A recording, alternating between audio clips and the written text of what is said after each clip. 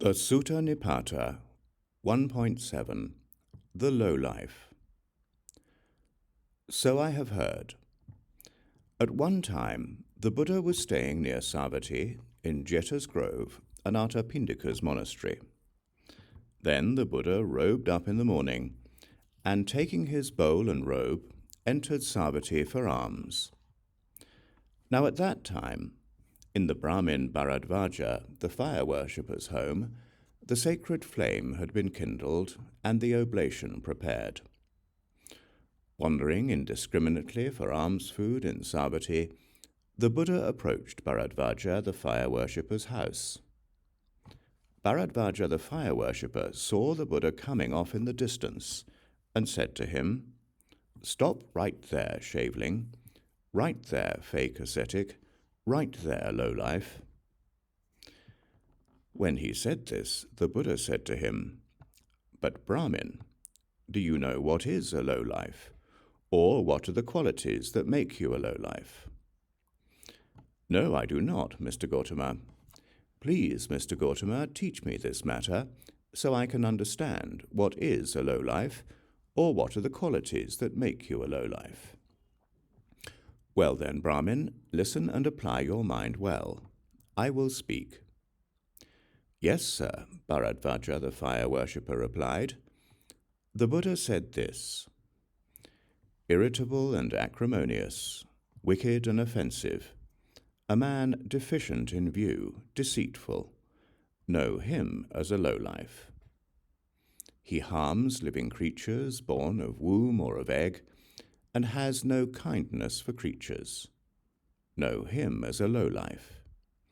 He destroys and devastates villages and towns, a notorious oppressor. Know him as a lowlife. Whether in village or wilderness, he steals what belongs to others, taking what has not been given. Know him as a lowlife. Having fallen into debt, when pressed to pay up, he flees, saying, 'I don't owe you anything.' Know him as a lowlife. Wanting some item or other, he attacks a person in the street and takes it. Know him as a lowlife. For his own sake or the sake of another, or for the sake of wealth, a man tells a lie when asked to bear witness. Know him as a lowlife. He is spied among the partners of relatives and friends by force or seduction. Know him as a lowlife. Though able, he does not look after his mother and father when elderly, past their prime. Know him as a lowlife.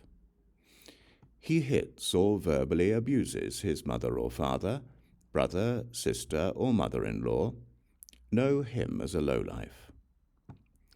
When asked about the good, he teaches what is bad, giving secretive advice. Know him as a lowlife. Having done a bad deed, he wishes, "May no one find me out." His deeds are underhand. Know him as a lowlife. When visiting another family, he eats their delicious food, but does not return the honor. Know him as a lowlife.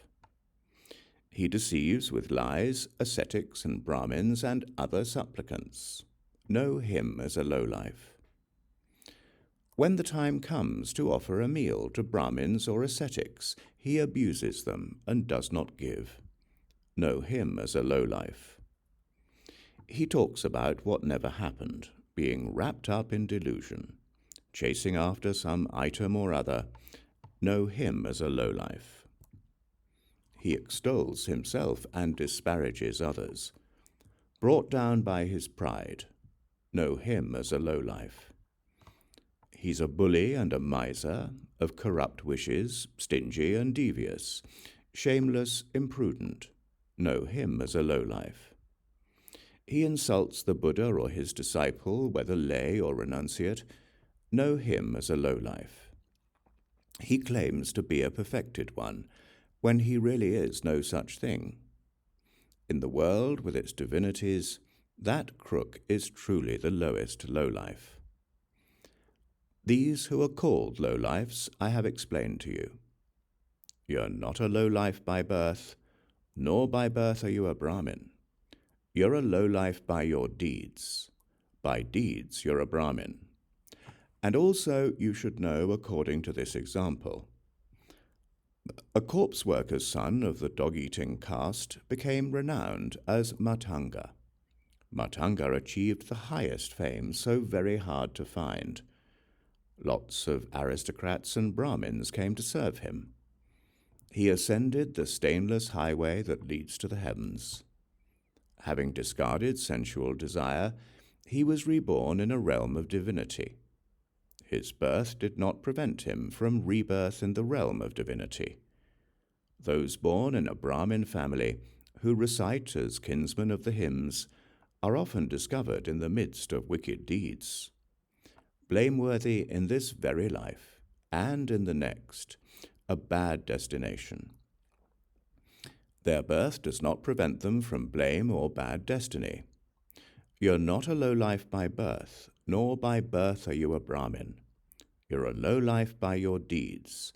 By deeds you're a Brahmin.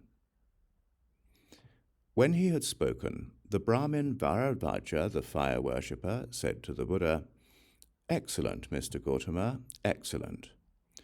From this day forth, may Mr. Gautama remember me as a lay follower who has gone for refuge for life."